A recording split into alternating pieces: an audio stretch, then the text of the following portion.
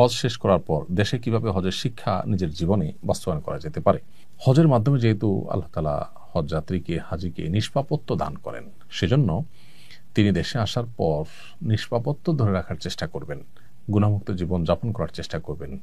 হজে আল্লাহর যে নিদর্শনগুলো তিনি বিভিন্ন জায়গায় অবলোকন করেছেন, প্রত্যক্ষ করেছেন, ঈমানের নূর অর্জন করেছেন, এটা যেন নষ্ট না হয় সেজন্য নেক আমলের মধ্যে থাকার চেষ্টা করবেন, গুনাহের পরিবেশ থেকে দূরে থাকার চেষ্টা করবেন। এখন প্রশ্ন হলো, হজ করে এসে আমরা অনেকে ভালো থাকতে চাই, কিছুদিন পর আসলে আর থাকতে পারি না, কারণ কি? উত্তর হলো, এর অন্যতম বড় কারণ হলো আল্লাহর কাছ থেকে সেভাবে আমরা চেয়ে আসতে পারি না।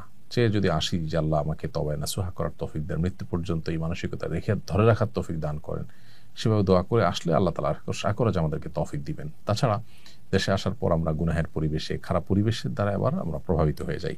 এজন্য পরিবেশটাকে নিজের ঈমান এবং আমলের জন্য অনুকূল হয় এরকম পরিবেশ নির্বাচন করা এবং সেই পরিবেশের মধ্যে থাকার চেষ্টা করা। এরকম বহুমুখী প্রচেষ্টা করা হলে আল্লাহ হয়তো তৌফিক দিবেন। তাছাড়া আমাদের ঈমান দুর্বল হয়, এজন্য থেকে থেকে থেমে থেমে ঈমানকে নবায়ন করা, ঈমানকে জাগ্রত করার জন্য আবার ঈমানের পরিবেশে যাওয়ার চেষ্টা করা। আল্লাহ আমাদেরকে সেই তৌফিক দান করুন। অনেক আত্মীয়স্বজন হজের কথা শুনলে বলেন, আমার নাম নিয়ে কাবা শরীফে একটু দোয়া করবে অথবা মদিনায় আমার সালাম পৌঁছে দিবে। এটা কতটুকু সঠিক? যদি তার নাম ভুলে যাই বা স্মরণ না থাকে তাহলে কি গুনাহ হবে? কেউ যদি আপনার কাছে মক্কায় গিয়ে, কাবা শরীফ গিয়ে তার জন্য দোয়ার আর্গুমেন্ট করে, তাহলে সেটা রক্ষা করা উচিত। তার জন্য আল্লাহর কাছে দোয়া করা উচিত, তিনি যদি কোনো দোয়া চেয়ে থাকেন। আর কেউ যদি বলেন যে আমার সালাম নবী সাল্লাল্লাহু আলাইহি ওয়াসাল্লামের রওজায় পৌঁছে দিও, তো সেক্ষেত্রে উলামা ইকরামের মধ্যে দুটি মত আছে। অনেক উলামা ইকরাম বলেন যে এটির কোনো প্রয়োজন নেই, কারণ প্রত্যেক ব্যক্তির দুরূদ পৌঁছানোর জন্য আল্লাহর পক্ষ থেকে ফেরেশতা নিযুক্ত আছে, যেমনটি বিশুদ্ধ হাদিসে বর্ণিত হয়েছে। অতএব যেখানে আমরা পৃথিবীর যে কোনো প্রান্তে দুরূদ পড়লে, সালাম পেশ করলে সাথে সাথে আল্লাহ তাআলার স্বয়ংক্রিয় সিস্টেমে সেটা নোট হয়ে যায় ফেরেশতার কাছে, এবং ফেরেশতা সেটা নবী সাল্লাল্লাহু আলাইহি ওয়াসাল্লামের কাছে পেশ করেন, একেবারে নাম উল্লেখ করে যে হে আল্লাহর রাসূল, আপনার প্রতি অমুক জায়গা থেকে অমুকের ছিল অমুক সালাম পেশ করেছেন, দুরূদ পেশ করেছেন। তাহলে সেখানে মানুষকে দিয়ে আবার সালাম পাঠানোর কোনো প্রয়োজন নেই। এর বিপরীতে অন্যান্য উলামা ইকরাম অনেকে বলেন যে এটি করা যেতে পারে, এটি করলে কোনো অসুবিধা নেই। এবং তাবেঈদের কথা, যে কোনো কোনো তাবেঈদের মধ্যে এটা পাওয়া যায় যে তারা, যেমন খলিফা ওমর ইবনে আব্দুল আজিজ, তাবেঈদের মধ্যেও কাউকে পাওয়া যায় যে তারা এভাবে সালাম পাঠিয়েছেন অন্য কারোর মাধ্যমে। ওমর ইবনে আব্দুল আজিজ রাহিমাহুল্লাহ তিনি সালাম পাঠানোর কথা বর্ণিত হয়েছে এক বর্ণনায়। তো এগুলোর উপর ভিত্তি করে অনেক উলামা ইকরাম এটাকে জায়েজ বলেন। কিন্তু সাহাবায়ে কেরাম বা হাদিসে মূলত একজন আরেকজনের জন্য দোয়া করা, দোয়া চাওয়া, এগুলো বর্ণিত হলেও সালাম পেশ করা নবী সাল্লাল্লাহু আলাইহি ওয়াসাল্লামের কাছে কারোর মাধ্যমে, এটি কোনো হাদিস দ্বারা ওইভাবে আসলে সাব্যস্ত হয় না। খোলাসা কথা হলো যে কেউ যদি আমাদের জন্য দোয়া করে তাহলে তাদের জন্য দোয়া করা উচিত। যদি অনেক মানুষ দোয়া চায়, তাদের সবার নাম মনে না থাকে, তাহলে আমি কমন দোয়া করতে পারি, আল্লাহ যতজন দোয়া চেয়েছেন আপনি জানেন, আপনি তাদের সবার নেক উদ্দেশ্য পূরণ করুন, বা যারা দোয়া চেয়েছেন, যারা যেটা চেয়েছেন তাদের সে বোধের চাওয়াগুলো পূরণ করুন। এভাবে আপনি কমন দোয়া করে দায়মুক্ত হতে পারেন।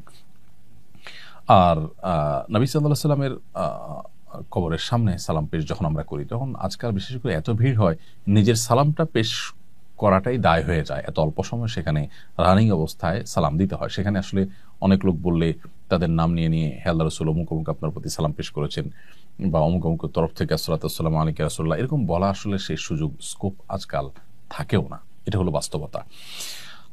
অতএব দোয়ার ক্ষেত্রে আমরা যেমন কমন দোয়া করতে পারি তাদের জন্য, আবার সেই সাথে তাদের নামের নোট নিয়ে নিতে পারি, যে কারা কারা দোয়া চেয়েছেন তাদের নামগুলো ধরে ধরে নোট দেখে আমরা তাদের জন্য আল্লাহর ঘরে বা বাইতুল্লাহ গিয়ে দোয়া করতে পারি। সেটা আরও ভালো, কারণ অন্যের জন্য যখন দোয়া করা হয় তখন আল্লাহর ফেরেশতারা যেই দোয়া করেন তার জন্য দোয়া করেন। অতএব আমি মানুষের জন্য যত বেশি দোয়া করব তার সুফল আমি তত বেশি পাবো।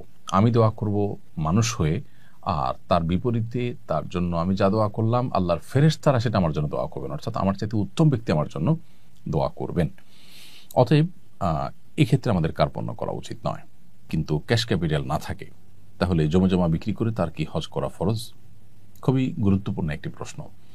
আমাদের সমাজে বিশেষ করে গ্রামে এরকম অনেক লোক আছেন যাদের প্রচুর পরিমাণ ক্ষেত খামার, প্রচুর পরিমাণ ক্ষেতের জমি বা বিভিন্ন রকমের ল্যান্ড আছে, বিভিন্ন রকমের স্থায়ী অ্যাসেট আছে, কিন্তু তার কাছে ক্যাশ টাকা নেই। তাহলে তার হজ ফরজ হবে কিনা? এর উত্তর হলো, যে সমস্ত জমি জমা বা যে সমস্ত ল্যান্ড বা স্থায়ী সম্পদের উপর তিনি নির্ভরশীল, যেমন জমির ফসল ওঠে সেটা দিয়ে তার বছর চলে, অথবা তার ফ্ল্যাট আছে সেটা দিয়ে তিনি ভাড়া পান সেটা দিয়ে তার সংসার চলতে হয়, এরকম যদি হয় তাহলে সেক্ষেত্রে তার জন্য এগুলো বিক্রি করে হজ করা ফরজ হবে না। কিন্তু যদি এই পরিমাণ জমি থাকে যে তার বছর চলার পরও অতিরিক্ত আরও আছে, বা যেটার উপরে তার সংসার চলাটা নির্ভরশীল না, এরকম অতিরিক্ত জমি জমা বা অতিরিক্ত অ্যাসেট যদি থাকে, তাহলে সেগুলো বিক্রি করে হজ করার মতো অর্থ যদি পাওয়া যায় তাহলে অবশ্যই তার উপর হজ ফরজ হয়ে যাবে। তাহলে খোলাসা এবং সারাংশ হলো যে জমি জমার উপার্জনের উপরে যা আছে সেটার পুরাটুকুর উপার্জনের উপরে যদি তার সংসার চলাটা বা তার নির্ভরশীলতাটা ওইটার উপরে হয়, তাহলে সেক্ষেত্রে এটা বিক্রি করে হজ ফরওয়ার্ড করাটা তার জন্য ফরজ নয়। কিন্তু যদি এর বাইরে অতিরিক্ত থাকে, যেগুলো আসলে তার, যেগুলোর উপার্জন বা যেগুলোর আয় বা যেগুলোর ফসল এটার উপরে তার সংসার নির্ভর করে না বা তিনি নির্ভরশীল নন, অর্থাৎ অতিরিক্ত আছে, তাহলে সেগুলো বিক্রি করে হজ করার মতো টাকা যদি পাওয়া যায় তাহলে অবশ্যই তাকে সেগুলো বিক্রি করে হজ